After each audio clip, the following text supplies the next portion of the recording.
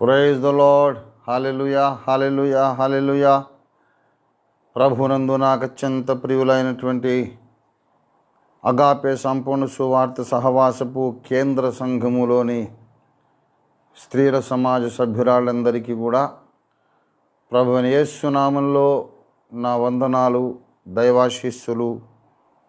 ఈ శుభతరుణంలో దేవుని వాక్య ధ్యానము కొరకు మీకందరికీ నేను ఆహ్వానం పలుకుతున్నాను. ప్రియ కుమార్తెలారా, మరి మీరు అందరూ కూడా దాదాపుగా నాకు కుమార్తెలు, లేకపోతే ఒకరు ఇద్దరు సహోదరీలు అనాల్సిన వాళ్ళు ఉండొచ్చు. మీకందరికీ కూడా నేను ప్రభువైన యేసు నామములో శుభాలు పలుకుతున్నాను. దేవుడు మిమ్మల్ని ఆశీర్వదించాలి. చక్కని ఆరోగ్యాలు, మానసిక ఉల్లాసం, మనసులో జ్ఞానము, సత్య ప్రత్యక్షత, దేవునితో సహవాస భాగ్యం మీకు అనుగ్రహించి మీరు, మీ కుటుంబాలు, మీ పిల్లలు సీనాయి కొండ మీద, ఓలివల కొండ మీద, రూపాంతర కొండ మీద దేవునికి మహిమకరమైన జ్యోతులుగా ప్రకాశిస్తుండాలని మిమ్మల్ని అందరినీ యేసయ్య నామంలో ఆశీర్వదిస్తున్నాను. ప్రియులరా, ప్రియ కుమార్తెలారా, కొంతమంది కుమారులు కూడా మరి చూస్తూ ఉన్నారని భావిస్తూ ఉన్నాను. సహోదరులు, దేవుని దాసులు, దేవుని సేవకురాళ్ళు అందరికీ ప్రభువైన యేసు నామములో వందనాలు. ఈ కార్యక్రమానికి ఆహ్వానం పలుకుతున్నాను. ఒకవేళ అగాపే సహవాస సంఘాలకు చెందకపోయినా, ఏ సంఘమైనా పర్వాలేదు, యేసే నా దేవుడు, యేసే నా రక్షకుడు, నా సృష్టికర్త, ఆయనే నా విమోచకుడు, ఆయనను సేవించటం, ఆయన సంతోషపరచడమే నా జీవిత ధ్యేయం అనుకున్నటువంటి శ్రేష్ఠ భక్తులు ఏ డినామినేషన్లో ఉన్నా వారందరికీ నేను సేవకుణ్ణి. వారందరి పాదాలు కడగడానికి ఎల్లప్పుడూ సంసిద్ధున్నై ఆశపడుతూ ఉండేటటువంటి దాసుణ్ణి నేను. యేసయ్య దాసుణ్ణి, యేసయ్య సంఘానికి కూడా నేను సేవకుణ్ణి. కనుక అన్ని సంఘాలలోని సత్యాన్వేషకులు, యేసయ్య ఆరాధకులు, యేసు ప్రేమికురాలు అందరికీ దైవాశీస్సులు. రెవరెండ్ కెవి జేకబ్ గారు రాసినటువంటి ఇంకో పాట మీకు పరిచయం చేస్తాను. తాతగారు రాసిన చాలా పాటలు కాలగర్భంలో కలిసిపోతున్నాయి. ఈ తరంలో ఎవరు ఈ పాటలు పాడడం లేదు. కనీసం నేనైనా అవకాశం ఉన్నప్పుడు ఒక్కొక్క పాట మీకు పరిచయం చేస్తుంటే అది నెట్లో ఉండిపోతుంది, క్లౌడ్ మెమరీలో. ఎవరైనా ఎప్పుడైనా విని దాన్ని మళ్ళీ వాడకంలో పెడతారని ఆశ. ప్రభు యేసా పాపనాశ, పామరులకై ప్రాపు నీవే, నరబలి అయి లేచిన దేవా, హల్లేలు హల్లేలు హల్లేలు యహ అని తాతయ్య గారు రాశారు. తెలుసు కదా, కేవి జేకబ్ గారు మా మాతామహులు, అమ్మకి నాన్నగారు.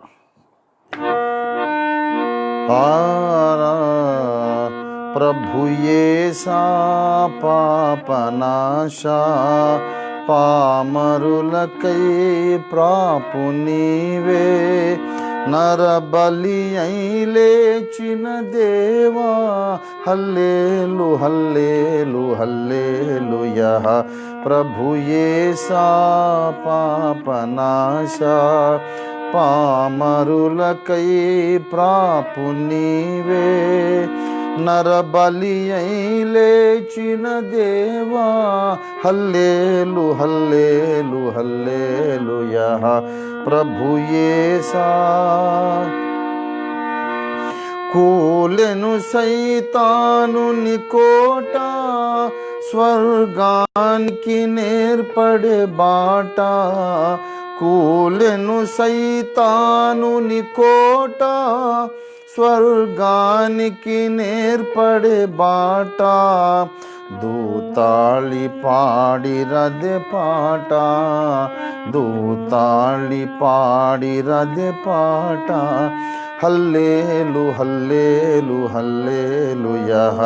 ప్రభు యేసా పాపనాశ, పామరులకై ప్రాపు నీవే, నరబలి అయి లేచిన దేవా, హల్లేలు హల్లేలు హల్లేలుయా ప్రభు యేసా. అలసిల్వను నాకై మోసెను నా పాపం బంతయు బోవన్ నాకిడె చిరజీవము బాడల్ మోక్షంబున దూతలతో. అలసిల్వను నాకై మోసెను నా పాపం బంతయు బోవన్ నాకిడె చిరజీవము బాడల్ మోక్షంబున దూతలతో. శీఘ్రం బిక మేఘం బెక్కి ఘనయేసు ప్రభునట మ్రోక్కి. శీఘ్రం బిక మేఘం బెక్కి ఘనయేసు ప్రభునట మ్రోక్కి. గొర్రె పిల్ల వివాహం బంధం గొర్రె పిల్ల వివాహం బంధం. హల్లేలు హల్లేలు హల్లేలుయా ప్రభు యేసా. పాపనాశా పామరులకై ప్రాపు నీవే నరబలి అయి లేచిన దేవా. హల్లేలు హల్లేలు హల్లేలుయా ప్రభు యేసా.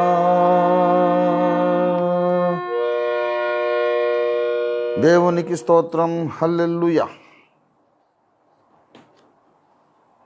ప్రభునందు నాకు అత్యంత ప్రియులైనటువంటి స్త్రీల సమాజ సభ్యురాళ్ళు, అలాగే ఇతర వర్గాలకు చెందినవారు, యూత్ కానీ పురుషుల సమాజ కూటం కానీ వాక్యం దగ్గరకు వచ్చిన తర్వాత ఎవరైనా ఒకటే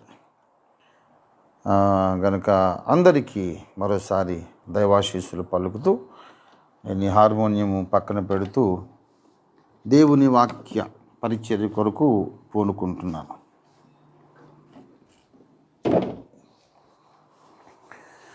హల్లెలూయా.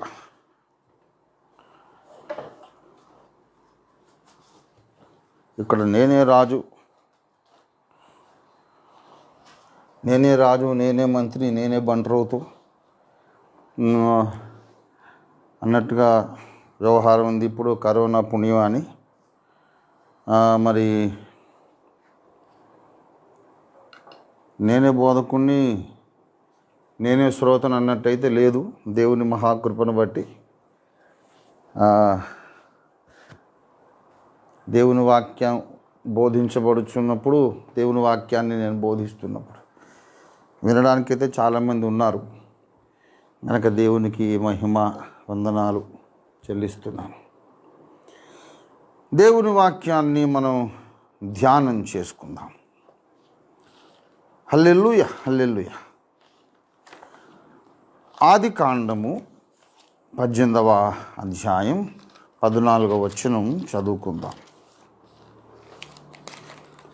అందరూ కూడా మన సంఘ కుమార్తెలందరూ కూడా లైన్లోకి వచ్చినట్టే కదా. లెట్ మీ సీ ఎంతమంది లైన్లో ఉన్నారు మరి.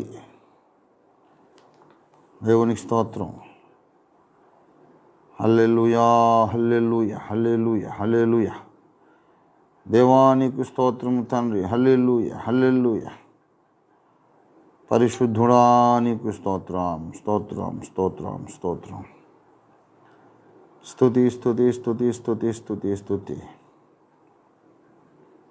పరిశుద్ధ దేవానికి వందనాలు వందనాలు వందనాలు.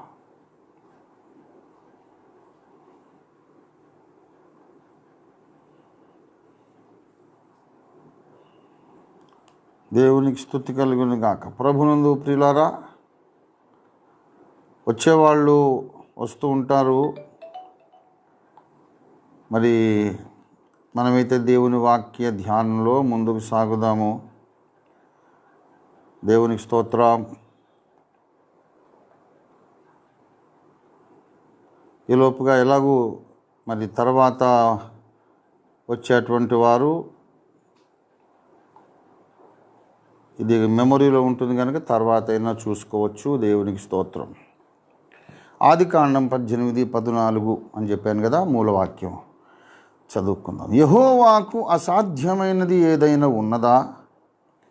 మీదటికి ఈ కాలమున నిర్ణయ కాలమందు నీ యొద్దకు తిరిగి వచ్చేదను, అప్పుడు శారాకు కుమారుడు కలుగును అనెను. శారా భయపడి నేను నవ్వలేదు అని చెప్పగా ఆయన అవును నీవు నవ్వితివి అనెను. దేవుడి వాక్యము మన వినికిడిలో ఆశీర్వదించునుగాక. దేవుడు మనతో మాట్లాడున్నట్లు ప్రార్థించుకుందాము రండి. హల్లెలూయా, హల్లెలూయా, హల్లెలూయా. ప్రేమ కలిగిన మా మహాపరిశుద్ధ తండ్రి, నీ మహాకృపలో స్త్రీల సమాజ కూటము సమావేశం కావలసిన సమయము గురువారము నాయన, గురువారం మధ్యాహ్నం నీ కుమార్తెలు మరి రెగ్యులర్గా స్త్రీల సమాజంలో సభ్యురాళ్ళుగా ఉన్నటువంటి బిడ్డలు తమ పని పాట ముగించుకొని నీ సన్నిధానానికి వచ్చి వాక్యము ధ్యానించుకొని సాక్ష్యాలు పంచుకొని సంఘ సమస్యలు, మరి ఎవరైనా మరీ గడ్డు పరిస్థితుల్లో ఉంటే కొంతమంది వ్యక్తిగత సమస్యలు, మా ఉద్యమము కొరకైన అవసరతలు అన్నిటి కొరకు విజ్ఞాపన చేస్తూ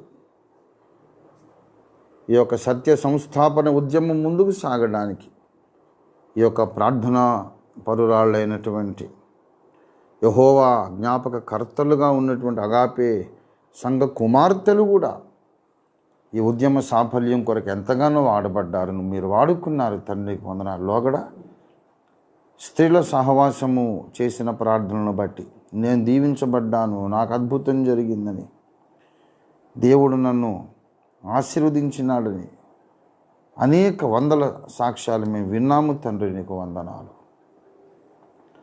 మరొకసారి ఈ దినమున ఒకవేళ ఈ కరోనా సమస్య లేకపోతే చక్కగా కేంద్ర సంఘ ఆఫీసులోనూ ఇంకా అక్కడక్కడ కేటాయించబడ్డ స్థలాల్లో చక్కగా కూడుకొని నీ కుమార్తెలు ప్రార్థించేవారు. ఇప్పుడు అవకాశం లేకపోయింది నాయన. ఈ పరిస్థితి యాదృచ్ఛికంగా రాలేదు, నీవు అనుమతిస్తేనే వచ్చిందని మేము నమ్ముచున్నాం. ఎందుకు మాకు ఈ పరిస్థితి దాపురించేటట్టు మీరు అనుమతించారు. మీరు సర్వశక్తిమంతుడు, సర్వాధికారి, విశ్వమంతటిపైన సర్వోన్నత అధికారి నీవే నాయన. నీవు సరే అన్నావు, ఓకే అన్నావు, అలాగే కానిమ్మన్నావు, నువ్వు అనుమతించావు. లేకపోతే అసలు ఎలాంటి క్రిమి కానీ కదలటానికి వీల్లేదు నాయన. ఇందులో ఏదో ఒక మేలు మీరు మాకు చేస్తున్నారు. అదేంటో మాకు విడుదల చేసినాక, మీరు ఇవ్వాలనుకున్న మేలు మాకు ఇచ్చిన తర్వాత, మీరు తీసుకున్న తర్వాత, మా తండ్రి మా ప్రపంచాన్ని, మా భూగోళాన్ని, మా నివాసములను మళ్ళీ మీరు ఈ యొక్క సమస్య నుండి మీరు విడిపిస్తారు కనుక నీకు వందనాలు చెల్లిస్తున్నాను. ఈ మారిన ప్రత్యేక స్థితిగతుల్లో ఇలాగూ ఆన్లైన్, ఫేస్బుక్ ద్వారా, ఇంటర్నెట్ ద్వారా, లైవ్ టీవీ ద్వారా మేము పలకరించుకోవాల్సి వచ్చింది నాయన. ఎందుకు కొంచెం బాధగానే ఉంది, కానీ బాధ కంటే మాకు నీ మీద నమ్మకం ఎక్కువ, ఎక్స్పెక్టేషన్ ఎక్కువ, ఎదురుచూపులు ఎక్కువగా ఉన్నాయి. ఈ కాస్త బాధ మా యేసయ్య మాకు పెట్టాడంటే ఎంత గొప్ప దీవెన, కొండంత దీవెన ఇవ్వబోతున్నాడని ఎదురు చూస్తున్నాం తండ్రి. అందుకు మీరు మమ్మల్ని సిద్ధపరచండి, ఆశీర్వదించండి. యేసు పరిశుద్ధ నామంలో స్తుతించి ప్రార్థిస్తున్నాం తండ్రి, ఆమేన్. ప్రభునందు నాకు అత్యంత ప్రియులారా, చదివినటువంటి ఈ లేఖన భాగము మనకందరికీ బాగా పరిచయం ఉన్నటువంటి లేఖన భాగం. మనకు తెలుసు, అబ్రహామును దేవుడు ముసలితనంలోనే, మన లెక్క ప్రకారం అయితే ముసలితనంలో అంటే 75 ఏళ్ల ప్రాయంలో దేవుడు అబ్రహాముని పిలిచాడు. అప్పటికి ఆయన భార్య అయినటువంటి శారాకు 65 ఏళ్ల వయస్సు, ఇద్దరికి 10 ఏళ్ల గ్యాపు. మరి అప్పటికే వాళ్ళు 70-60 ఏళ్ళకి ఏం పెళ్లి చేసుకోరు కదా, ఏ 40 ఏళ్ళకో చేసుకుని ఉంటారు. ఇస్సాకు కూడా 40 ఏళ్ళకి పెళ్లి చేసుకున్నాడు కనుక అప్పట్లో 30, 35, 40 ఇయర్స్ లోపు పెళ్లి చేసుకుంటున్నారు. ఇప్పుడు కూడా చాలామంది అలాగే చేసుకుంటున్నారు. కనుక దాదాపు అబ్రహాముకు ఒకవేళ 30 కాకపోయినా 40 ఏళ్ళకు పెళ్ళింది అనుకున్నా సరే అప్పటికే ఆయనకు 35 సంవత్సరాలు కనీసం సంసార జీవితం గడిచిపోయింది. 75 ఏళ్ల ప్రాయం. శారమ్మకేమో 65 ఏళ్ల ప్రాయం. ఆమెకి కూడా మరి 35 years of family life experience అయిపోయింది. ఇద్దరు బలవంతులు, ఆరోగ్యవంతులు. మరి ఎందుకో పిల్లలు అయితే కలగలేదు. ఊరి జనమందరూ ఈ శారమ్మకు పేరు పెట్టేశారు, ఈమె గొడ్రాలు, ఈమెకు పిల్లలు పుట్టరు, ఇది సాధ్యం కాదు, ఇంకా ఆమె అంతే సంగతులు, లైఫ్ అలా గడిచిపోవాల్సిందే, పిల్లలు పుట్టని ఒక స్త్రీ అని. మరి ఇంత సైన్స్ డెవలప్ అయిన ఈ రోజుల్లోనే మరి ఇంత విజ్ఞాన శాస్త్రం డెవలప్ అయిన ఈ రోజుల్లోనే పిల్లలు లేని స్త్రీలను చులకనగా కొంతమంది తలంచటం జరుగుతూ ఉంటుంది. అది చాలా తప్పు. అది కానీ అదొక సోషల్ స్టిగ్మా, సమాజంలో ఉన్నటువంటి ఒక అభిప్రాయం. అది అలా కొనసాగుతూ ఉంటుంది. మరి ఇప్పుడే అలాంటి పరిస్థితి ఉన్నది. మనం 4000 ఏళ్ల కిందట సంగతి చెప్పుకుంటున్నాం. మనం క్రీస్తు శకము 2000లో ఉన్నాం, వీళ్ళేమో క్రీస్తుకు పూర్వం 2000 ఏళ్ళు, 2000 years బిఫోర్ క్రైస్ట్. అంటే టోటల్లీ మోర్ దాన్ 4000 years. గనక శారమ్మకు ఆ పేరు వచ్చేసింది, గొడ్రాలు. శారా గొడ్రాలై ఉండెను అని బైబిల్ చెబుతుంది. Sarah was a barren woman, she could not conceive. దేవుడు అబ్రహామును పిలిచాడు. అబ్రహాము, నేను నీకు ఆకాశ నక్షత్రముల కంటే విస్తారమైన సంతానాన్ని కలిగిస్తాను, నీవు నీ తండ్రి ఇంటిని విడిచి, నీ స్వజనమును, నీ బంధువులను విడిచిపెట్టి నేను నీకు చూపించబోయే దేశానికి బయలుదేరు అంటే అబ్రహాము దేవుణ్ణి నమ్మి ఎక్కడికి వెళ్ళాలో తెలియదు, అడ్రస్ దేవుడు చెప్పలేదు. నువ్వు ముందైతే అడుగు బయటే, నేను తర్వాత చెప్తానన్నాడు. నేను నీకు చూపించబోవు దేశమునకు నువ్వు బయలుదేరు. అబ్రహాం బయలుదేరాడు. ఎవరైనా దారిలో ఎదురొచ్చి ఎక్కడికి వెళ్తున్నారండి అని అంటే అది తెలియదు, దేవుడు బయలుదేరమన్నాడు, బయలుదేరాను, ఎక్కడికో తెలియదు అంటే ముసలివాళ్ళకి తప్పకుండా మతిపోయింది అనుకుంటారు. వయసు మీద పడింది, మతి చెల్లించింది, సౌండ్ మైండ్ లేడీ అని అనుకుంటారు. పెట్టేబేడ సర్దుకొని దాసదాసి జనంతో మొత్తం ఇల్లు వాకిలు మొత్తం అంతా ఆయన పెద్ద పెద్ద పెట్టెల్లో తనకున్న వస్త్రాలు, తనకున్న చరాస్తులు అన్నీ తీసుకొని ఊరు వదిలి ఎక్కడికో వెళుతున్నాడు. ఎక్కడికి వెళుతున్నావు అంటే ఏమో నాకేం తెలుసు. ఆ పెద్ద ఆయన ఆకాశంలో ఉన్నటువంటి దేవుడు బయలుదేరమన్నాడు, బయలుదేరుతున్నాను. I don't know where I'm going, but I know I'm going to the place where God wants me to go. He will guide me. He has not yet made it clear to me where to go, but I know tomorrow or the day after it will become clear. ఇప్పుడు తెలియదు, రేపు తెలుస్తుంది, ఎల్లుండి తెలుస్తుంది. నాకు తెలియనక్కర్లేదు, ఆయనకు తెలుసు. ఆయనకు తెలుసు అన్న విషయం నాకు తెలుసు. నేను ఎక్కడికి వెళ్ళాలో, రేపు నాకేం జరుగుతుందో ఎరిగిన వాడొకడు నాకు తెలుసు. కనుక కాన్ఫిడెంట్గా నడుస్తాను. ఎక్కడికి వెళ్ళాలో తెలియకపోయినా ధైర్యంగా ప్రయాణం చేస్తాను. అది విశ్వాసయాత్ర. అలా బ్రతకాలి మనం. అన్నీ తెలిస్తే నమ్ముతాను, అన్నీ అర్థమైతే నమ్ముతాను, అన్ని క్లారిటీ ఉంటే నమ్ముతాను. అంటే అన్ని క్లారిటీ ఇచ్చిన తర్వాత ఏ చవటైనా నమ్ముతాడు. దానికి నీ విశ్వాస వీరత్వం ఏమీ అక్కర్లేదు. You need not be a stalwart, a warrior of faith. విశ్వాస వీరుడివి, యోధురాలివి కానక్కర్లేదు. విశ్వాసం అంటే ఏంటి? తెలియని దానిని, చూడని దానిని, అర్థం కాని దానిని నమ్మి రిస్క్ రిస్క్ తీసుకోవడమే విశ్వాసం. ఎక్కడికి వెళ్ళాలో అడ్రస్ చెప్పు.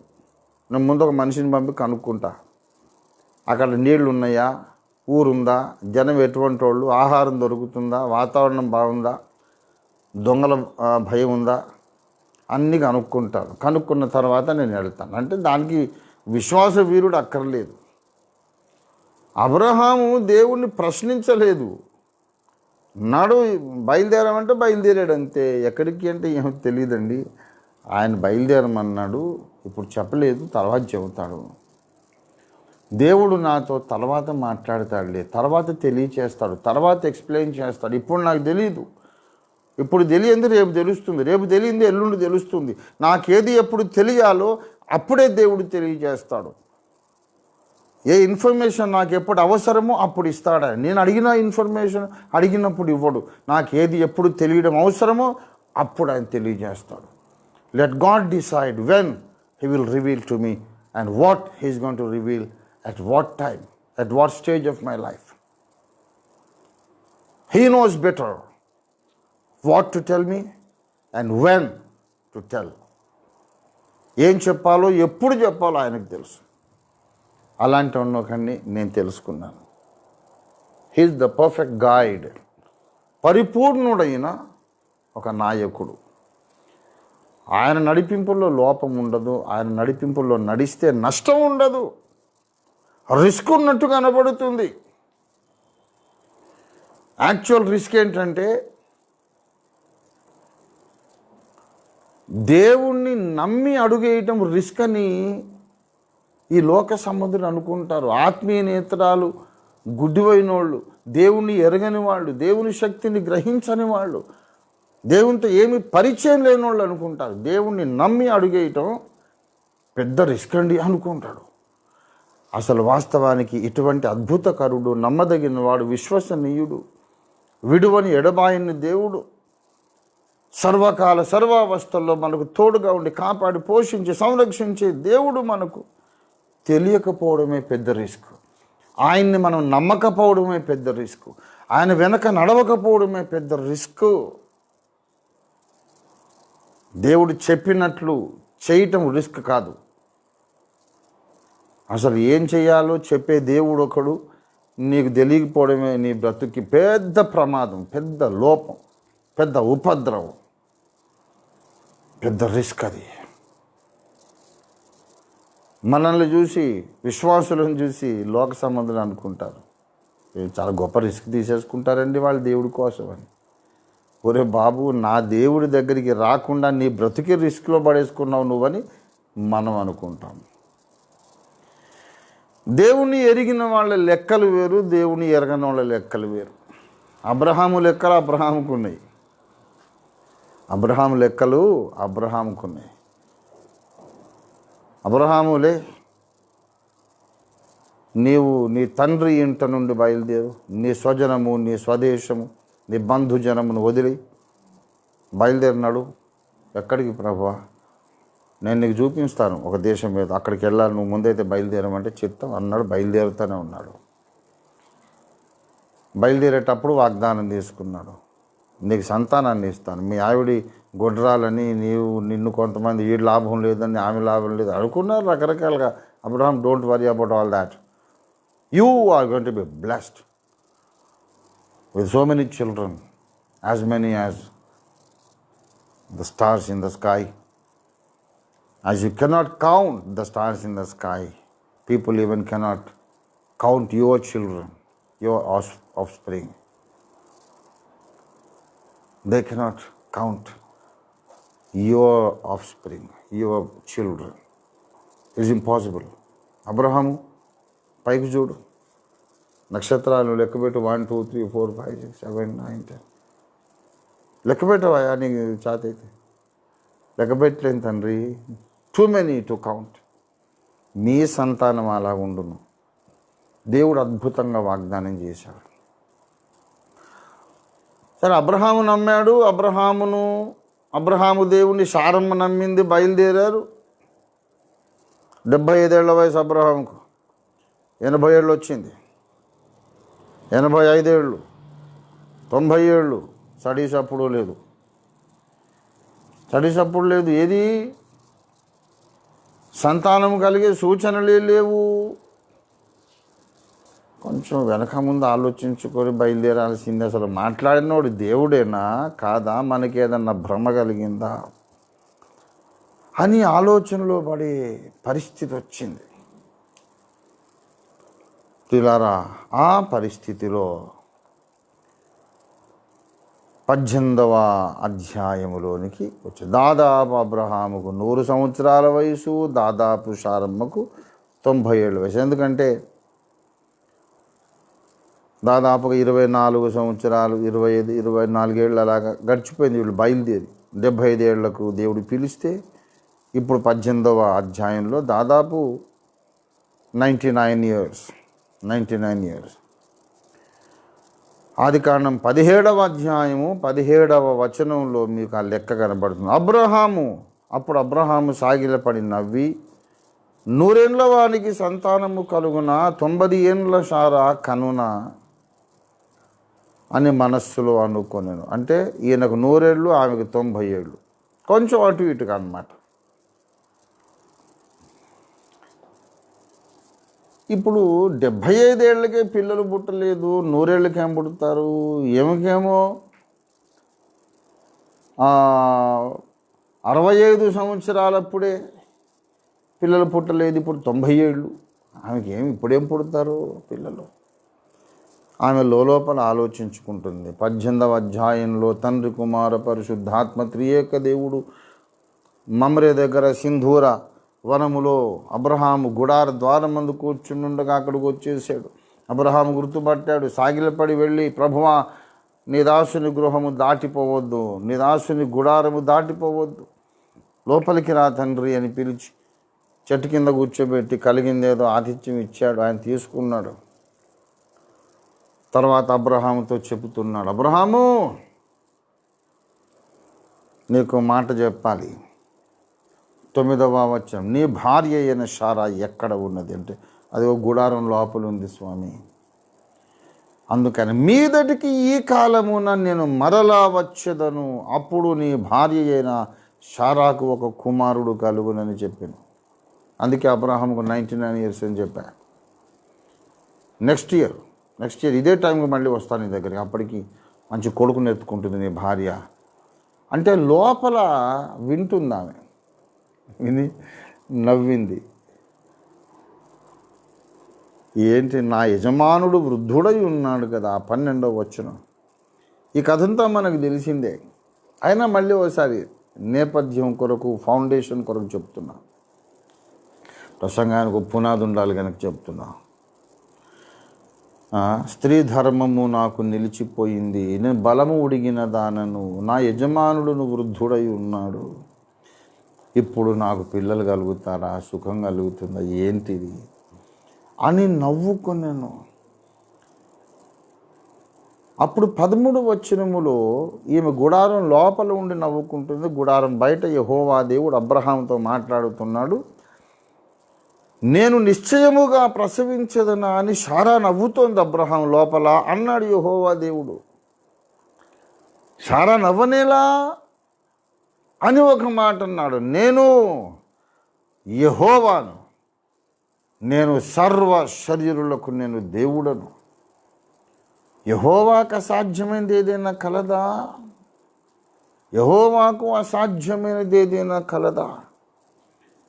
దాదాపుగా ఇదే మాట ఇర్మియా గ్రంథంలో మరోసారి ఇర్మియా ప్రవక్త ద్వారా దేవుడు ఈ మాట మాట్లాడు. 32వ అధ్యాయం ఇర్మియా గ్రంథము 32వ అధ్యాయం 27వ వచనంలో, నేను యెహోవాను, సర్వ శరీరులకు దేవుడను, I'm the God of all flesh. What wonderful, tremendous, what a glorious statement. ఎంత అద్భుతమైన స్టేట్మెంట్ అండి. నేను యెహోవాను, సర్వ శరీరులకు దేవుడను. శరీరంలో నివసించే వాళ్ళందరూ నేను దేవుడు. మనుషుడు ఉంటే వాళ్ళకి దేవుడు ఈ బైబిల్ దేవుడే. వాడికి ఇష్టమైనా లేకపోయినా, వాళ్ళు ఒప్పుకోకపోయినా, యేసు ప్రభు రెండోసారి వచ్చినాక ప్రతి చచ్చినట్టు ఒప్పుకుంటాడు. ప్రతి నోరు యేసే దేవుడిని ఒప్పుకుంటుంది, ప్రతి మోకాలు యేసు నామములో వంగి తీరుతుంది. ఇప్పుడున్న వ్యతిరేకత ఎల్లకాలం ఉండదు. యేసు ప్రభు వస్తాడు, అప్పుడు అందరూ కన్విన్స్ అయిపోతారు, ఒప్పుకుంటారు, తప్పు ఒప్పుకుంటారు, ముక్కు నేలకు రాసి తప్పైపోయిందని ఒప్పుకుంటారు. బైబిల్లోని దేవుడు మాట్లాడుతున్నాడు, నేను యెహోవాను, సర్వ శరీరులకు దేవుడను, నాకు అసాధ్యమైనది ఏదైనా ఉండునా? అదే మాట 18:14 ఆది కాండంలో కూడా దేవుడు అంటున్నాడు, నాకు అసాధ్యమైనది ఏదైనా ఉంటుందా? శారా ఎందుకు నవ్వుతుంది? మీదటికి కాలంలో వస్తాను, అప్పుడు తప్పకుండా నీ వద్దకు తిరిగి వచ్చేదను నిర్ణయ కాలమందు. అప్పుడు శారాకు తప్పక కుమారుడు కలుగును అని రెండోసారి దేవుడు చెప్తున్నాడు. 10వ వచనంలో ఒకసారి చెప్పాడు, 14వ వచనంలో ఇంకోసారి చెప్పాడు. నెక్స్ట్ ఇయర్ ఇదే టైంకి వస్తాను, నీ భార్య చక్కని కొడుకుని ఎత్తుకుంటుంది. ఎందుకు నవ్వుతుందా? చెప్పు. నాకు అసాధ్యమైంది ఏది లేదు. ఆమె గర్భము మృతతుల్యమైనది, అబ్రహాము గర్భము మృతతుల్యమైనది. ఆయనను మృతతుల్యమేమిటి? నిజంగానే చచ్చిపోయినా సరే నేను పిల్లలు పుట్టించగలను, నాకు ఏది అసాధ్యమైనది లేదు అని దేవుడు పలికాడు. మనకందరికీ తెలుసు, ఖచ్చితంగా వచ్చే సంవత్సరం దట్ నెక్స్ట్ ఇయర్ అబ్రహాము శారాలకు చక్కని కొడుకు పుట్టాడు. చక్కని కొడుకు పుట్టాడు, ఇస్సాకు. అప్పుడు శారమ్మ అన్నది, అసలు నేను కనడం ఏంటని నేను నవ్వాను, కానీ ఇప్పుడు నా కొడుకును చూసిన వాళ్ళందరూ నవ్వుతారు నా విషయంలో, వినువారెల్లా నా విషయంలో నవ్వుతారని చెప్పి ఆ కొడుకే నవ్వు అని పేరు పెట్టారు. ఇస్సాక్ అంటే నవ్వు అని అర్థం, లాఫ్టర్.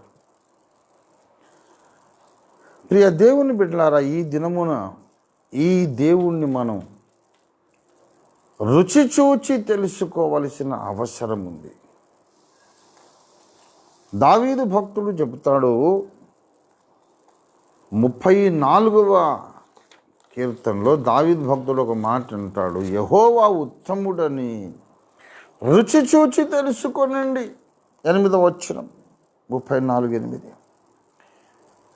యెహోవా ఉత్తముడని రుచి చూచి తెలుసుకోవాలి. ఇక్కడ అబ్రహాము శారాలు దేవుని రుచి చూశారు. ఆయన ఉత్తముడని మాత్రమే కాదు, ఆయన సర్వశక్తి కలిగిన వాడని రుచి చూచారు. ఆయన సర్వసమర్థుడని రుచి చూశారు. ఆయనకు ఏది అసాధ్యము కాదు అని అనుభవంలో తెలుసుకున్నారు. దేవునికి అసాధ్యమైనది ఏది లేదు, దేవునికి సమస్తము సాధ్యం అని వాళ్ళు తెలుసుకున్నారు. ప్రియ బిడ్డలారా, దేవుడు అన్నీ చేయగలడని మీరు నమ్ముతున్నారా? నీవు నమ్ముతున్నావా? ముక్కుసూటిగా దేవుడు అడుగుతున్నాడు. ఇంపాసిబిలిటీస్ దేవుడు చేస్తాడని నువ్వు నమ్ముతున్నావా? నువ్వు నమ్మగలగాలి. అదే రక్షణార్థమైన విశ్వాసం. రక్షణార్థమైన విశ్వాసం అంటే ఏంటో తెలుసా? అబ్రహామునకున్నటువంటి విశ్వాసము కలిగిన వాళ్ళకే రక్షణ కలుగుతుంది. అబ్రహాముకున్నటువంటి విశ్వాసం కలిగిన వాళ్లకు మాత్రమే నీతి కలుగుతుంది. రోమాపత్రిక 4వ అధ్యాయంలోనికి దయచేసి రండి. రోమాపత్రిక 4వ అధ్యాయము 16వ అధ్యాయం 16వ వచనం 17వ వచనం. 4వ అధ్యాయం ఉన్నాను కదా, రోమా 4 16th and 17th వర్సెస్. 4, 16, 17. ఈ హేతువు చేత ఆ వాగ్దానము యావత్తు సంతతికి, అనగా ధర్మశాస్త్రము గలవారికి మాత్రము గాక అబ్రహామునకున్నట్టి విశ్వాసము గలవారికి కూడా దృఢము కావలెనని కృపననుసరించినదై ఉండునట్లది విశ్వాస మూలమైనది ఆయను అని 17వ వచనంలో చెబుతున్నాడు. తాను విశ్వసించిన దేవుని ఎదుట, అనగా మృతులను సజీవులుగా చేయువాడును లేని వాటిని ఉన్నట్టుగానే పిలుచువాడునైనా దేవుని ఎదుట అతడు మనకందరికీ తండ్రి అయి ఉన్నాడు. అబ్రహాము విశ్వసించిన దేవుడు ఎవరో, అబ్రహాము ఏమని విశ్వసించాడో 17లో చెప్పాడు. 16లో ఏమన్నాడు? అబ్రహాముకున్నటువంటి విశ్వాసము గలవారు కొందరు ఉన్నారట. అబ్రహాముకు ఎలాంటి విశ్వాసం ఉందో అలాంటి విశ్వాసమే కలిగిన వాళ్ళు ఉన్నారు. వాళ్లకు ఆ వాగ్దానము దృఢమాయెను. అబ్రహాముకి ఎలాంటి ఫెయిత్ ఉందో, ఎలాంటి దేవుని మీద ఎలాంటి ఎక్స్పెక్టేషన్ ఉందో, అదే ఎక్స్పెక్టేషన్, అదే ఫెయిత్, అదే విశ్వాసం కలిగిన వాళ్ళంగా మనం ఉంటే అప్పుడు ఆ వాగ్దానం మనదవుతుంది. ఊరికనే చర్చికి వెళ్తే అవ్వదు, ఊరికే క్రైస్తవ పేరు పెట్టుకుంటే అవ్వదు, ఊరికనే ఏదో నేను క్రైస్తవురాలని చెప్పుకొని క్రిస్మస్ పండుగలు ఈస్టర్ పండుగలు చేసుకుంటే ఆ వాగ్దానం మనకు చెందదు. అబ్రహాము పొందిన వాగ్దానం మనకు కలగాలంటే, అబ్రహాము పొందిన ఆశీర్వచనం మనకు కూడా రావాలంటే, అబ్రహాముకి ఎలాంటి విశ్వాసం ఉందో సేమ్ అలాంటి విశ్వాసమే మనకు ఉండాలి. అబ్రహాముకి ఎలాంటి విశ్వాసం ఉన్నది అంటే, దేవుడు 2 పనులు చేయగలడు. లేని విషయాలను ఉండేటట్టు చేయగలడు, లేని విషయాలను ఉండేటట్టు చేయగలడు. రెండవది, మృతులను సజీవులుగా చేయగలడు. ఈ 2 దేవుడు చేస్తాడు అని అబ్రహాము స్థిరంగా నమ్మాడు. మృతులను సజీవులుగా చేయడం అంటే ఏంటో తెలుసా? మానవుని మస్తిష్కము, మానవుని విజ్ఞాన శాస్త్రము, మానవుని యొక్క వైద్య విధానాలు అన్నీ కూడా ఎప్పటిదాకా పనికొస్తాయి అంటే, ఒక మనిషి రోగి అయి ఉన్నప్పుడు, అతనిలో ఇంకా ప్రాణము నిలిచి ఉన్నప్పుడు ఈ విజ్ఞాన శాస్త్రము, వైద్య విధానాలన్నీ కొంత ప్రామిసింగ్గా ఉంటాయి అన్నమాట. ఒక రోగిని తీసుకెళ్తే డాక్టర్ అడుగుతారు, ఏమైంది అబ్బాయికి, ఈ అమ్మాయికి ఏమైంది, ఎప్పటి నుంచి, ఏంటి వ్యాధి లక్షణాలు ఏంటి, వ్యాధి మూలాలు ఏంటి, ఏం పర్వాలేదు నా దగ్గర మందు ఉంది అంటాడు. ఏ వైద్యుడైనా, ఏ సైంటిస్ట్ అయినా, ఏ డాక్టర్ అయినా.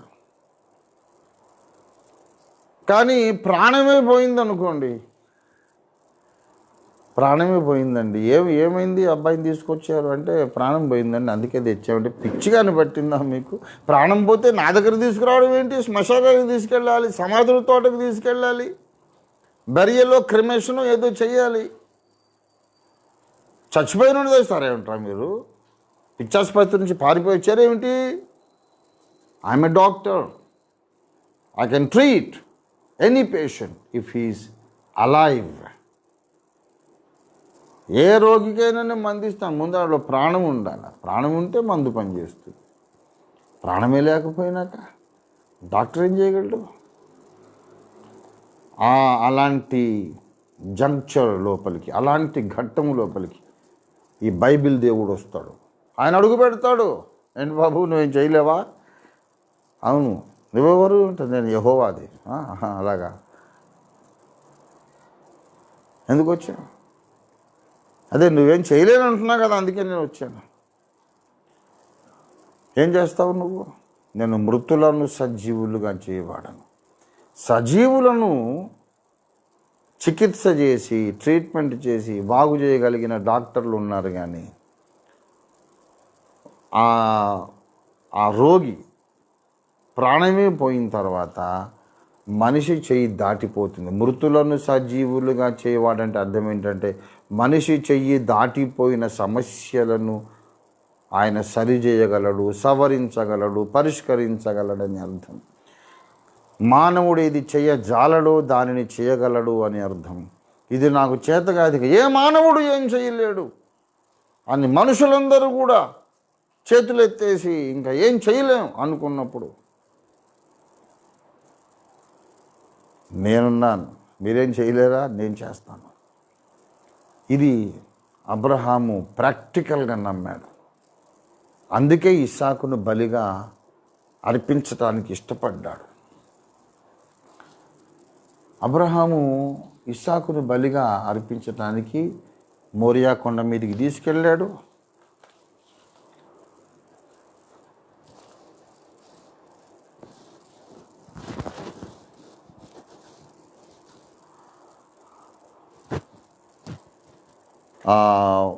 మోరియా కొండ మీదకి తీసుకెళ్ళి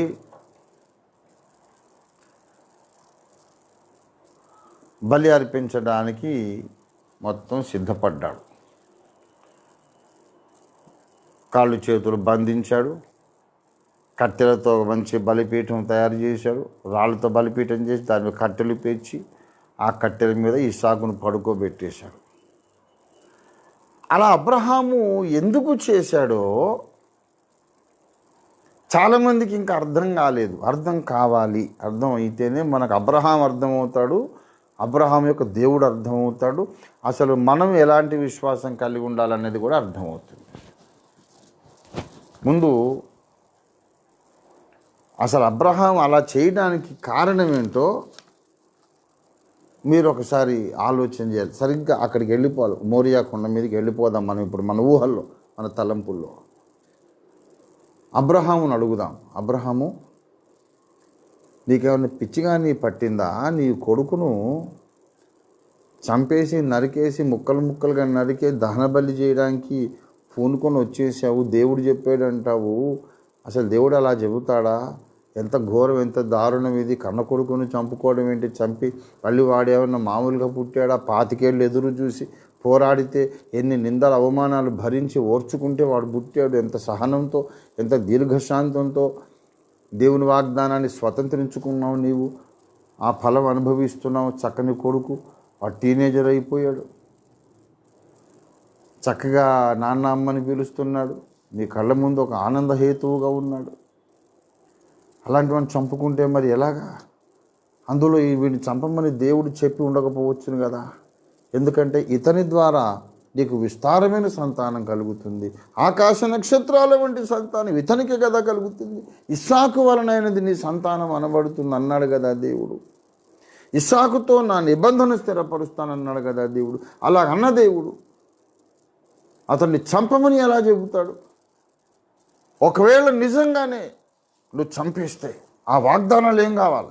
ఆకాశ నక్షత్రాలు లాంటి సంతానం కలుగుతుంది అనే ఆ వాగ్దానం ఏం కావాలి?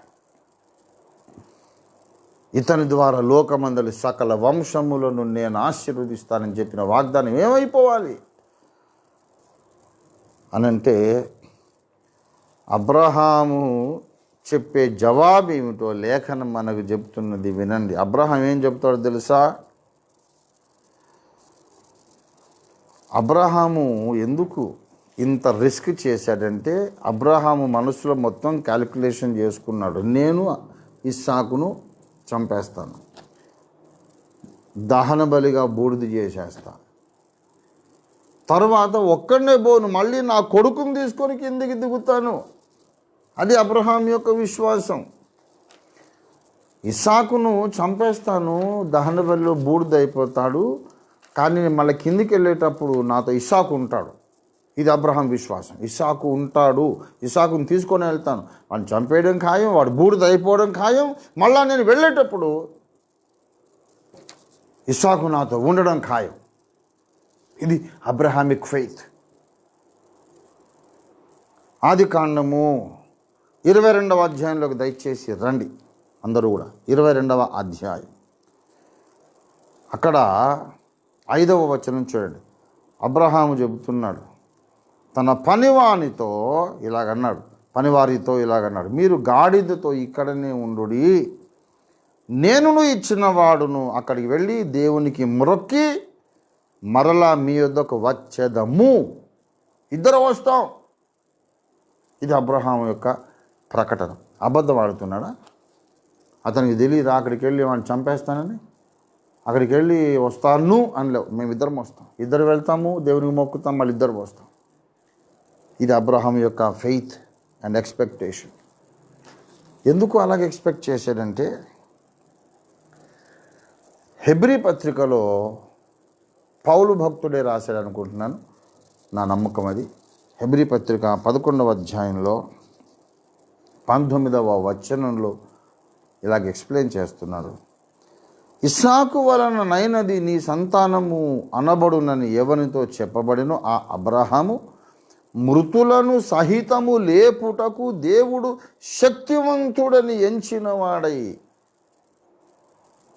ఇదే మాట ఆ రోమా 4:17వ వచనంలో మనం చూసాం.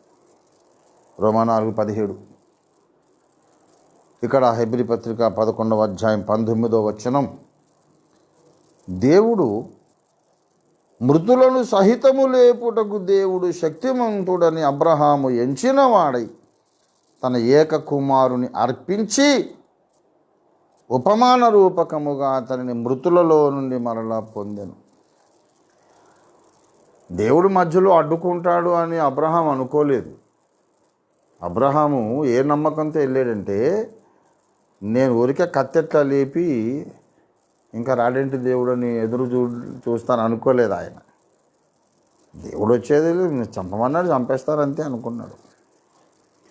అబ్రహాం యొక్క విశ్వాసం ఏంటంటే, దేవుడు వచ్చి అడ్డుకుంటాడని కాదు, బలి జరిగిపోతుందని అబ్రహాం విశ్వాసం. బలి అయిపోయిన తర్వాత ఇస్సాకు మళ్ళీ బ్రతుకుతాడని అబ్రహాం విశ్వాసం. అబ్రహాం ఏమనుకున్నాడంటే, కుమారుని బూడిద చేసి అక్కడ కూర్చొని ఉంటాను. ఇక ప్రభువా, నువ్వు చెప్పిన పని నేను చేశాను, నువ్వు చేస్తానన్న పని ఇప్పుడు చెయ్యి. అబ్రహాము విశ్వాసం అది. యెహోవా దేవా, కొడుకుని ఇచ్చావు, వాడిని బలి అర్పించమన్నావు, బలి ఇచ్చేసా, నువ్వు చెప్పింది చేయడమే నాకు తెలుసు, నాకు ఇంకా వేరే విద్య రాదు, నాకు అవసరం లేదు, నీ మాట వినాలంతే, నువ్వు ఏం చెప్తే అది చేస్తాను, నువ్వు చెప్పిన పని నేను చేశాను. ఇస్సాకు బూడిదైపోయాడు.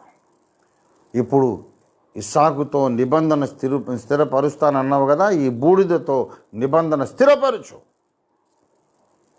ఇస్సాకులో నుండి ఆకాశ నక్షత్రాలు లాంటి సంతానం ఇస్తానన్నావు కదా, ఈ బూడిదలోంచి దయచేయి. ఇప్పుడు ఎలాగ ఇస్తావో ఇవ్వు, నువ్వు ఇవ్వాల్సింది అంతే. నువ్వు చెప్పిన పని నేను చేసినప్పుడు, నువ్వు చేస్తానన్న పని నువ్వు చేయాలి కదా, నువ్వు దేవుడివి కదా. నేను వెళ్ళాను అంతే, పనోడికి చెప్పా, ఇద్దరం వస్తామని చెప్పా. మృతులను లేపగలిగిన వాడవని నేను నమ్మానయ్యా. ఈ బూడిదను మళ్ళీ ఇస్సాకుగా చేసి నాకు ఇవ్వు. ఇద్దరు వెళ్తాం, ఇద్దరం వస్తామని పనోడికి చెప్పా కదా, వీడు లేపు, ఈ బూడిదను మళ్ళీ ఇస్సాకులాగా చేసి నాకు ఇద్దరం కలిసి దిగి వెళ్ళిపోతాం అని కూర్చుంటానని ముండికేసి వెళ్ళాడు. కానీ అంత పని జరగలేదు.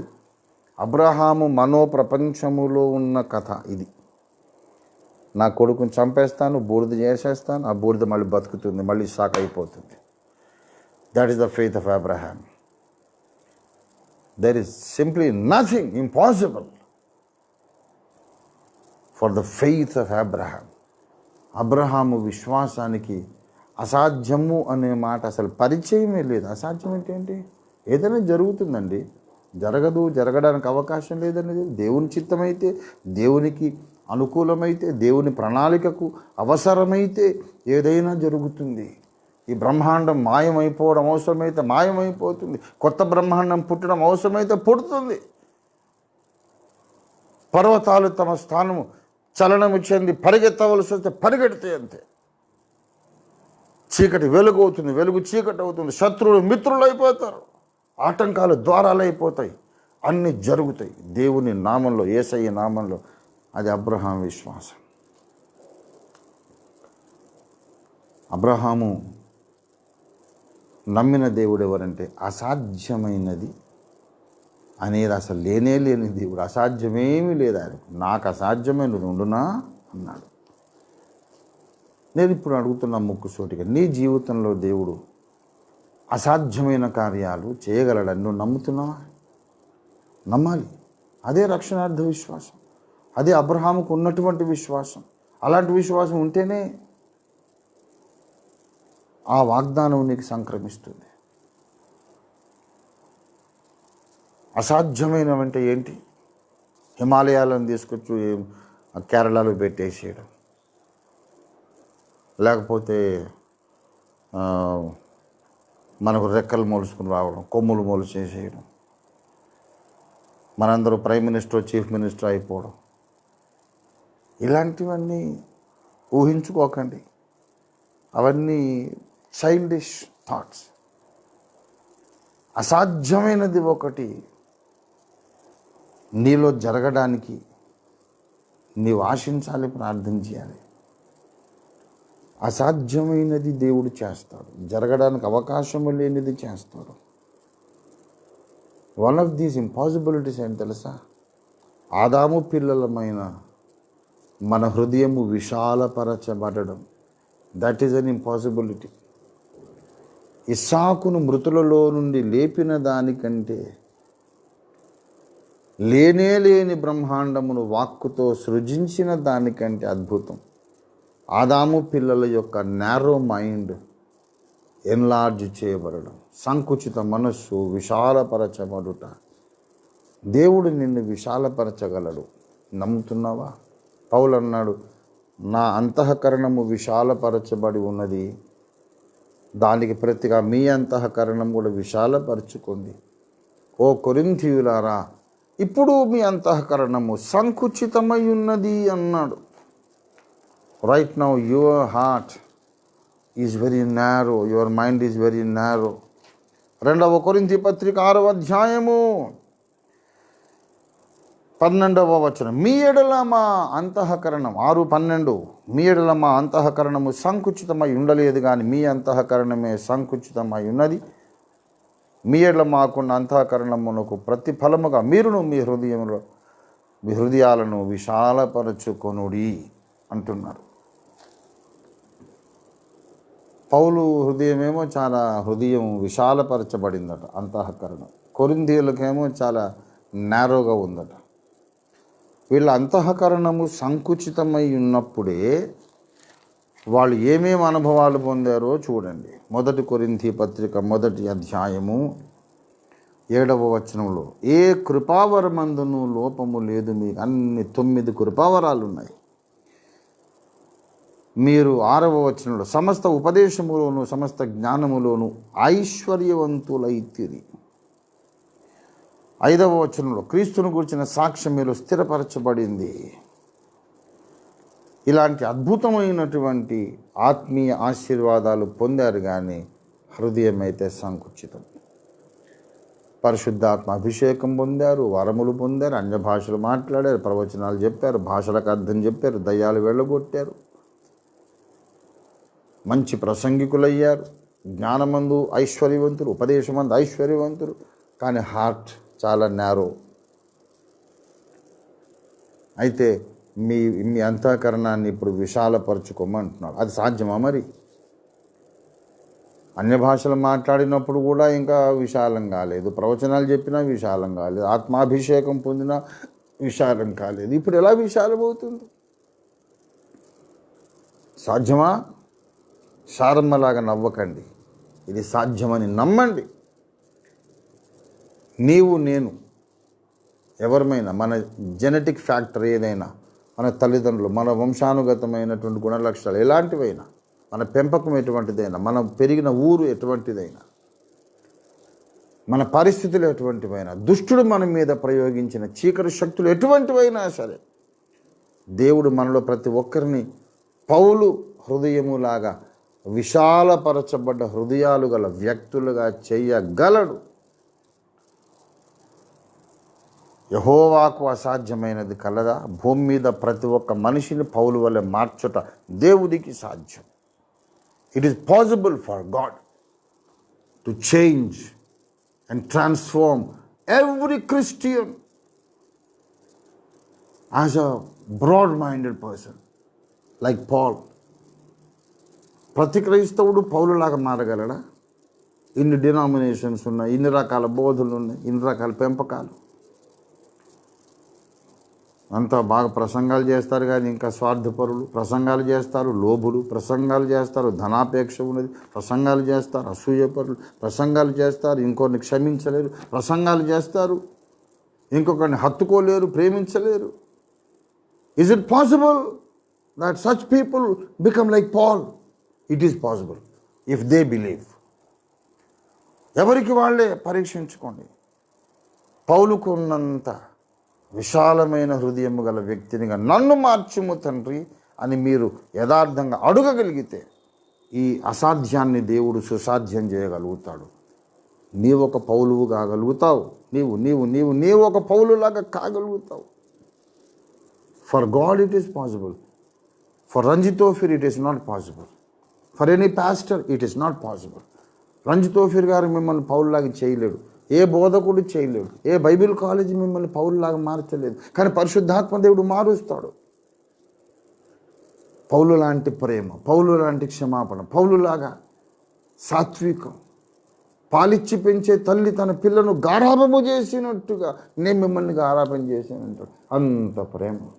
వాళ్ళు ఎవరు ఏమో, వాళ్ళ జాతి ఏంటో, వాళ్ళ భాష ఏంటో, ఎక్కడ పుట్టారు, ఎక్కడ పెరిగారు, ఏదో మతంలోకి వచ్చారు, వాడికి నాకేంటి సంబంధం అనుకోలేదు. అమ్మో, నా సొంత పిల్లలు, నేను కడుపును మోసి పాలిచ్చి పెంచిన నా బిడ్డలు అన్నంత మమకారం పౌలుకి ఎలాగొచ్చేసింది?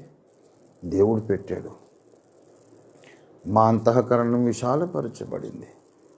మీరు కూడా అట్లా విశాలపరచబడాలి. This is an impossibility, a greater impossibility than Sarah conceiving and bringing forth Isaac. సారమ్మ గర్భము దాల్చి ఇస్సాకును కనడం కంటే చాలా కష్టం, చాలా కష్టం. ప్రేమించండి, ప్రేమించండి అని ప్రసంగాలు చేయవచ్చు, వినొచ్చు, మళ్ళీ విన్నోళ్ళు మళ్ళీ ప్రసంగాలు చేయొచ్చు. కానీ హృదయములో పౌలు వంటి తత్వము రావాలంటే అబ్రహాము దేవుడే దిగి రావాలి. దిగి వచ్చాడు, దిగి వస్తున్నాడు. అబ్రహాము దేవుడు వస్తున్నాడు, మన గుడారానికి వస్తున్నాడు, మన సంఘాలకు వస్తున్నాడు, మన సంఘ సమావేశాలకు వస్తున్నాడు. ఆయన ఎందుకు తెలుసా? ఈ అసంభవాన్ని చేయటానికి, అసంభవాన్ని చేసి చూపించడానికి, కోట్ల మంది పౌలులను తయారు చేయటానికి. నేను క్రీస్తుని పోలి నడుచుకున్నా, నాలాగా మీరు నడుచుకోండి అనే దమ్మున్నటువంటి ప్రేమ మూటల వంటి వ్యక్తులను తయారు చేయడానికి దేవుడు వచ్చాడు. ఇది సాధ్యం కాదు అనుకుంటున్నాను, నిజమే, మనకు సాధ్యం కాదు. ఏ బైబిల్ కాలేజీలకి సాధ్యం కాదు, ఏ ప్రొఫెసర్కు, ఏ బైబిల్ టీచర్కు, ఏ పాస్టర్కు, ఏ ప్రవక్తకు సాధ్యం కాదు. కానీ అబ్రహాము దేవునికి ఇది సాధ్యం. నిన్ను పౌలులాగా మార్చడం, నిన్ను ప్రేమతో నింపడం దేవునికి సాధ్యం. నువ్వు అడగాలి, దేవునికి ఏమైనా అసాధ్యం ఉన్నదా? ఏమైనా నీ వ్యక్తిగత జీవితంలో నీలోని సంకుచితత్వము తీసివేయటానికి దేవునికి సాధ్యము. ఇప్పుడు సమాజాన్ని గురించి మాట్లాడుతూ, సమాజంలో మతోన్మాదం ఉన్నది. రాను రాను ఏసంటే ఇష్టం లేదు, క్రైస్తవులు అంటే ఇష్టం లేదు, వీళ్ళే దేశానికి పట్టిన చీడ పీడ, వీళ్ళే దేశద్రోహులు, వీళ్ళ కారణంగానే దేశం ముందుకు సాగట్లేదు అని మన మీద కక్ష ద్వేషం నూరిపోస్తున్నారు. రాను రాను ఎక్కువైపోతూ ఉంది. వాళ్ళదే ప్రభుత్వం వచ్చేసింది, అధికారులే వచ్చి మాట్లాడుతున్నారు. చర్చి కట్టుకున్నారు, మీకు పర్మిషన్ ఉందా అని. టెంపుల్స్కి అడగరు, ఇంకో దానికి అడగరు, చర్చిలకు వచ్చి అడుగుతారు. పర్మిషన్ లేదు, ఇల్లీగల్ అని కూలగొడతారు. టెంపుల్స్ ఇల్లీగల్ అని అనరు, కూలగొట్టరు. అంత బరి తెగించి సిగ్గు విడిచినటువంటి అధికార యంత్రాంగం తయారైంది. వాళ్ళు వెనుకున్న ప్రభుత్వం, పార్టీ అటువంటిది. ఇది సాధ్యమేనా? ఈ దేశంలో మతోన్మాదం తొలగించబడడం సాధ్యమేనా? ఈ దేశంలో మనువాదం నశించడం సాధ్యమేనా? బాబాసాహెబ్ అంబేద్కర్ మను ధర్మశాస్త్రాన్ని గ్రంథ రూపంలో కాల్చేశారు, తగలబెట్టేశారు అగ్గిపుల్ల గీసి పబ్లిక్ మీటింగ్లో. మనం పూనుకున్నాం ప్రజల హృదయాలలో నుండి మనువాదాన్ని కాల్చేయాలి, దహించి భస్మం చేయాలి. గ్రంథ రూపంలో కాలిస్తే లాభం లేదు, గుండెల్లో నుండి మనువాదం లేకుండా కాల్చేయాలని మనం పూనుకున్నాం. సాధ్యమేనా? రంజిత్ తోఫీర్ గారు ఎన్నోసార్లు చెబుతున్నాడు, బాబాసాహెబ్ అంబేద్కర్ మను ధర్మశాస్త్రాన్ని పుస్తక రూపంలో తగలబెట్టారు. నేను ఈ దేశ ప్రజలందరూ గుండెల్లో ఉన్న మను ధర్మశాస్త్రాన్ని, మను అధర్మశాస్త్రాన్ని కాల్చేస్తాను అని రంజిత్ తోఫీర్ గారు చెప్పారు ఎన్నోసార్లు. ఇది సాధ్యమా? ఇది సాధ్యమా? ఇది సాధ్యమా? నేను చెబుతున్నాను, నాకు సాధ్యం కాదు, నీకు సాధ్యం కాదు, ఎవరికి సాధ్యం కాదండి. కానీ అబ్రహాము దేవునికి ఇది సాధ్యం. For the God of Abraham this is possible to make it an ash into ashes, burn this Manu Dharma into ashes in every Indian heart. ప్రతి భారతీయుని హృదయంలో మను ధర్మశాస్త్రం బూడిద కుప్పగా చేయడం నా దేవునికి, అబ్రహాము దేవునికి, బైబిల్ దేవునికి సాధ్యం. ఆయన వస్తాడు తన ప్రచండమైన శక్తితో. ఆ దేవుడు దిగొచ్చినప్పుడు కులమని కొట్టుకుంటున్నాం ఎందుకురా? మనం ఎక్కడుందిరా కులం? మన రక్తంలో ఉందా? పాథలాజికల్ ల్యాబొరేటరీలో మన బ్లడ్ ఏ గ్రూపో చెబుతారు కానీ ఏ కులమో చెప్పలేడు కదా. ఏంటి భ్రమలో బ్రతికాము ఇంతకాలం? అని భారతదేశస్తులందరూ అంబేద్కర్ భాష మాట్లాడేటట్టు చేయడానికి అబ్రహాము దేవుడు సమర్థుడు. నేను నమ్ముతున్నాను. ఓఫీర్ గారు ఏదో ఓవర్గా ఊహించేసుకుంటున్నారండి అంటే నేను నా శక్తితో చేస్తానని ఊహించుకోలేదు. అబ్రహాము దేవుని శక్తితో ఈ దేశాన్ని క్లీనప్ చేయాలి, శుభ్రం చేయాలి అని నేను నమ్ముతున్నాను. నేను చేయగలనని నమ్ముతున్నాను. ఎందుకంటే నా దేవుడు మృతులను సజీవులుగా చేయవాడు. లేని వాటిని ఉండేటట్టు చేయగలడు. ఉన్న వాటిని లేకుండా కూడా చేస్తాడు. లేని వాటిని ఉండేటట్టు చేస్తే ఉన్నవి లేకుండా కూడా చేయగలుగుతాడు ఆయన.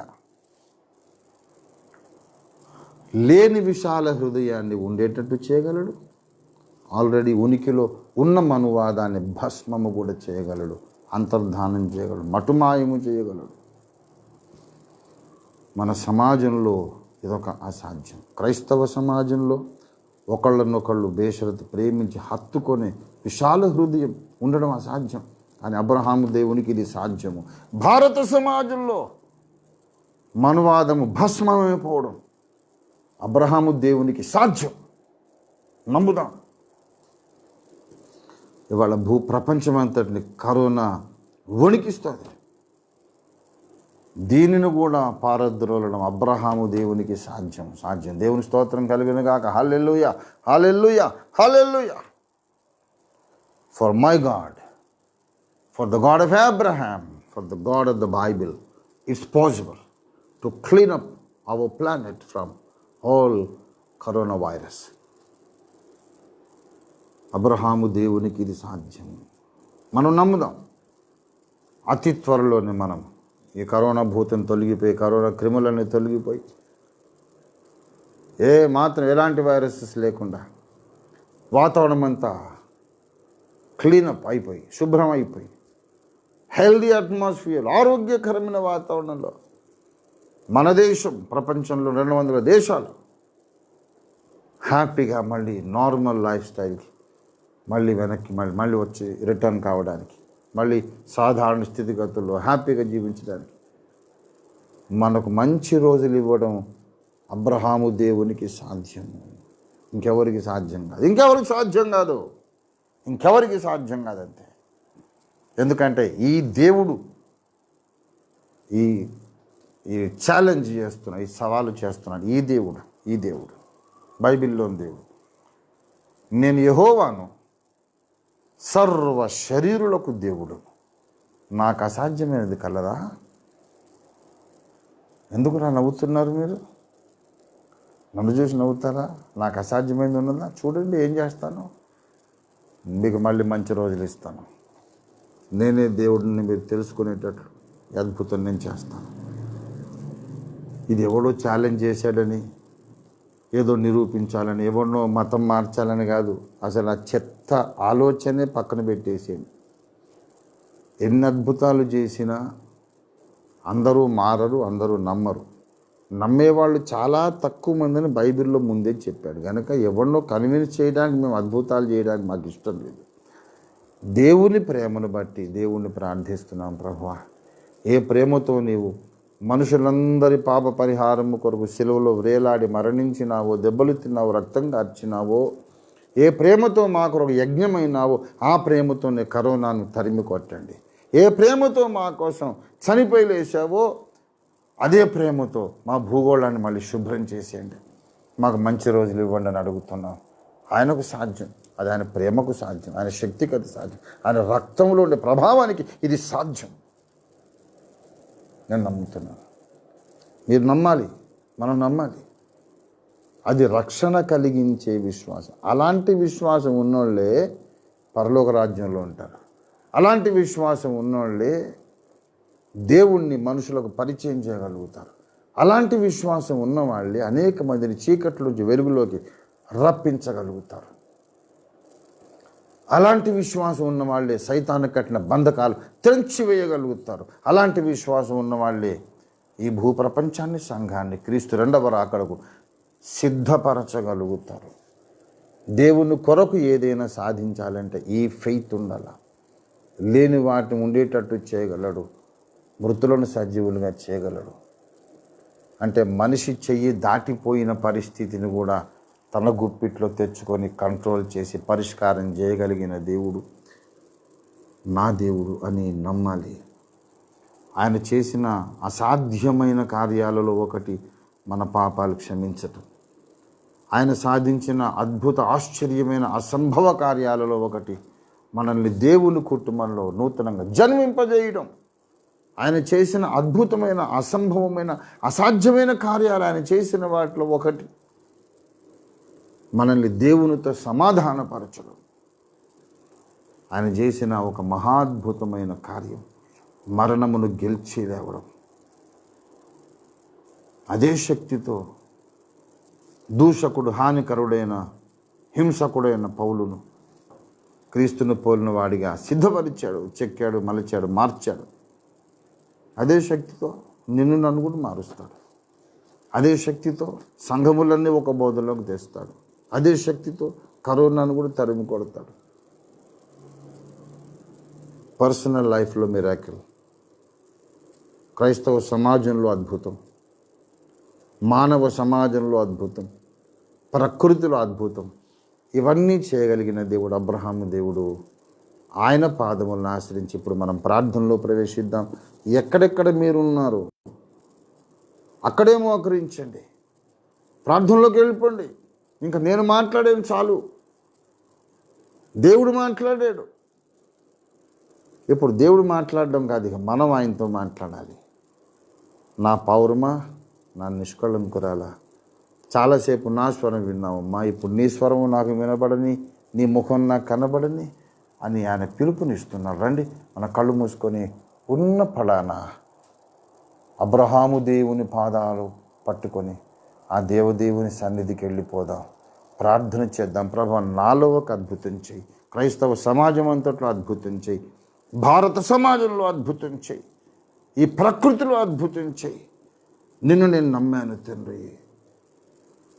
ఏదైతే మనుషులకు సాధ్యం కాదో అది నీకు సాధ్యం అని నిండు విశ్వాసంతో మనం ప్రార్థన చేద్దాం. రండి, ఇప్పటి నుండి ప్రార్థన గడియ ప్రారంభమవుతుంది. నేను ఆఫ్లైన్ వెళ్తున్నాను, అందరూ ప్రార్థనలో కొనసాగండి దయచేసి. దేవుడు మీకు అవకాశం ఇచ్చినంతసేపు, ఓపిక ఇచ్చినంతసేపు, మీ హృదయంలో భారం మండినంతసేపు ప్రార్థన చేయండి. రేపటి నుండి ఒక అద్భుతాన్ని మనం చూడబోతున్నాం. హల్లెలూయా, హల్లెలూయా. ప్రేమగల మా తండ్రి, నీకు వందనాలు తండ్రి. నీ వాక్యం మాలో ఫలింప చేయండి. కుమార్తెలు ప్రార్థించబోచుండగా అగ్ని వంటి ప్రార్థన ప్రతి ఒక్కరూ సమర్పించుటకు సహాయం చేయండి. అద్భుతములు చూచుటకు సహాయం చేయండి. యేసు పరిశుద్ధ నామములో స్తుతించి ప్రార్థిస్తున్నాం తండ్రి, ఆమేన్. హల్లెలూయా. పురదారాబారా సదరియా బాషాబా హుబారాబా షికందరాబా హుబాబారాబారా సీదాబారాబా షికందరాబా.